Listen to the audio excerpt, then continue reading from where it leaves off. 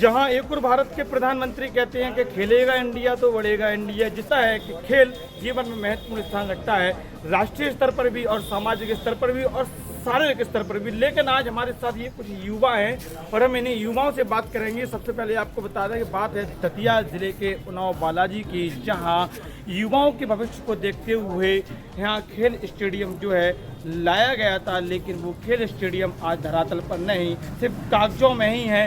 हल्का फुल्का जो है कार्य हुआ है, जैसे सूत्र कह रहे हैं कि 30 लाख का भी फर्जी भुगतान हो चुका है, लेकिन खेल स्टेडियम के नाम पर सिर्फ बंजर जमीन वहाँ नजर आ रही है। कुछ युवा हम इनसे जानने का प्रयास करते हैं कि भाई साहब, सबसे पहले तो आप अपना नाम बता दें।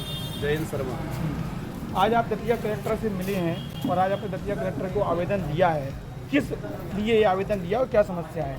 हमारी समस्या यह थी कि हमने दतिया कलेक्टर को आवेदन दिया है कि 2024 में स्टेडियम का कार्य पूरा होना था, जो अभी तक कुछ भी नहीं हुआ ऊपर। वहाँ पे केवल मिट्टी खोद के बिछा दी गई है, बस इतना सा काम हुआ है। वो बिल्डिंग बनना है, वो कुछ नहीं बन रहा है, कुछ भी नहीं हुआ उधर।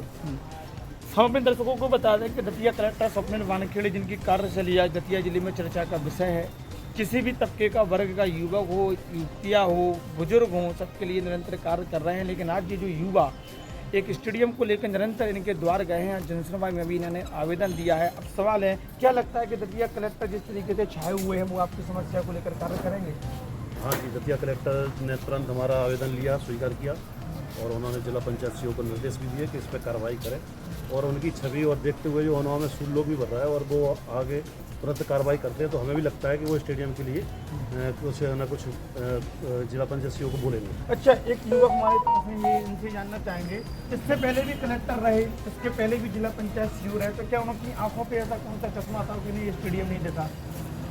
उसके बारे में हम लोग कुछ नहीं कह सकते। हम लोगों ने पहले ही बहुत प्रयास किया है और अभी भी निरंतर कर रहे हैं। नहीं, ये पहले नहीं किया है, अभी भी कर रहे हैं। और अभी जो कलेक्टर हैं, क्योंकि कारों को देखकर लगता है ऐसा है कि इस बार हमारा सपना पूरा हुआ, हमारा जो ग्राउंड है वो क्या लगता है कि इस कार्य में भ्रष्टाचार हुआ है? जो ठेकेदार है उसने भ्रष्टाचार किया है? कि जो ठेकेदार है जो इसका निर्माण कर रहा है, उससे आपकी कभी बात हुई? कितना विलम्ब क्यों?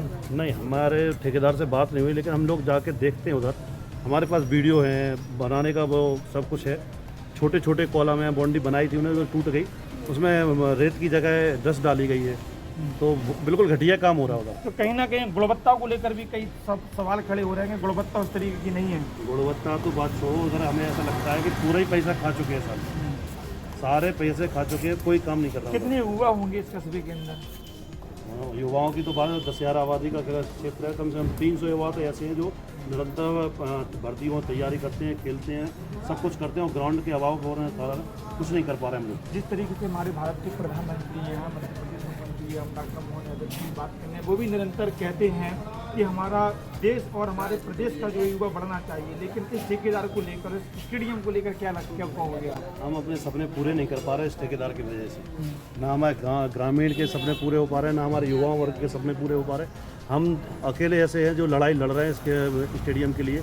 अब कुछ युवा हमारे साथ जुड़ गए, लेकिन ठेकेदार की और विभाग की कुछ कमियों के कारण 2.5 साल से स्टेडियम पूरा नहीं हो पा रहा है। कई स्थानीय पेपर में बताया गया कि 30 लाख रुपए का फर्जी भुगतान हो गया, 2024 में इस कार्य को पूरा होना था, आज भी पेंडिंग में पड़ा हुआ है। ये 2025 चल रहा है, 25 2 महीने बाद 25 भी खत्म हो जाएगा, 26 लग जाएगा। लगता है कि स्टेडियम बनेगा या अधूरा सपना? कलेक्टर साहब को हमने एक स्थानीय पेपर की प्रति लगाई है जो 12 अगस्त 2024 की प्रति है, उसमें 5% काम पूरा ना हुआ ऐसा करके एक हेडलाइन थी, वो हमने आज प्रति लगाई है और कलेक्टर ने इसे आश्वासन दिया है कि हो जाएगा ये आपका काम।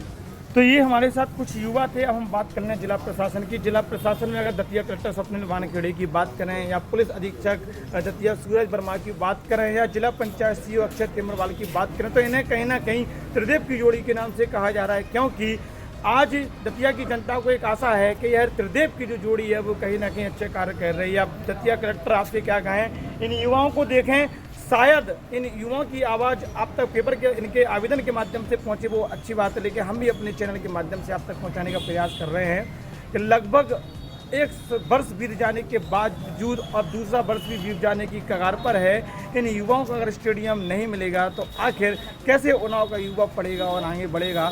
जो सपना हमारे प्रदेश के मुख्यमंत्री और देश के प्रधानमंत्री देख रहे हैं कि खेलेगा इंडिया तो बढ़ेगा इंडिया, अगर ये युवा जब आगे ही नहीं बढ़ेंगे तो कैसे हम दतिया जिला और प्रदेश के अगर देखें जो नाम रोशन करने वाले इनमें से कोई भी एक युवा हो सकता है वो कैसे आगे बढ़ेगा है सवाल। हालांकि अब देखने वाली बात होगी कि गैर जिम्मेदार इस ठेकेदार पर आपकी क्या कार्रवाई होती है या कागजों में ही दफन कर दिया जाएगा उन्नाव स्टेडियम का यह मुद्दा। लोकेश मिश्रा, मुद्दे की बात, दतिया, मध्य प्रदेश।